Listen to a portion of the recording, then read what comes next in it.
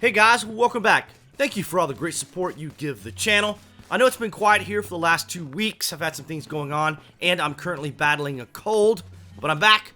So let's take a look at the H1Z1 Just Survive update notes for April the 26th. We start off things from a clean slate as both the live and test servers were wiped. A lot of the attention in this particular update centers around a variety of fixes. One that has been a reoccurring issue for some players is crashing to desktop. The team has addressed several crash to desktop scenarios, which includes issues when placing doors on shacks while you're in the shack. Also, crashing when you're trying to join a second server from a particular server that you are currently on. As important, the team addressed a legacy bug that permitted an exploit that would lead to crashes as well. For me personally, I've not had very many crashes to desktop. However, I hope that with this latest update, it will address some of the issues I know people have been having.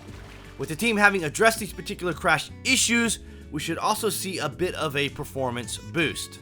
Other fixes include an issue where players' heads would vanish when aiming down sight while you were prone.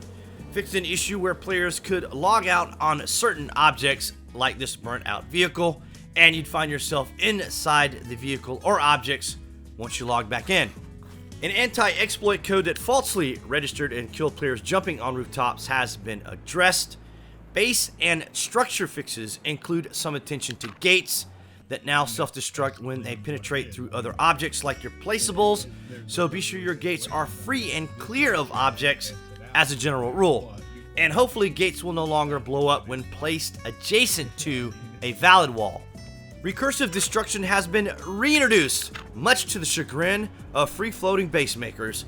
So when you destroy the root object from which you were using as a placeholder for your floating object, all objects attached to it will disappear. For additional information concerning this update, you can stop by the H1Z1DB website, a comprehensive database of game-related recipes, items, points of interest, spawn yield locations, detailed and interactive maps. Be sure you add them to your bookmarks. All game-related information in this video can be found in the published section below, and by clicking on this annotation in the top right-hand corner, you can get all the pertinent information concerning H1Z1 going all the way back to launch. If this is your first time visiting the channel, welcome, and or if you are a frequent visitor, click on that watermark in the bottom right-hand corner to subscribe.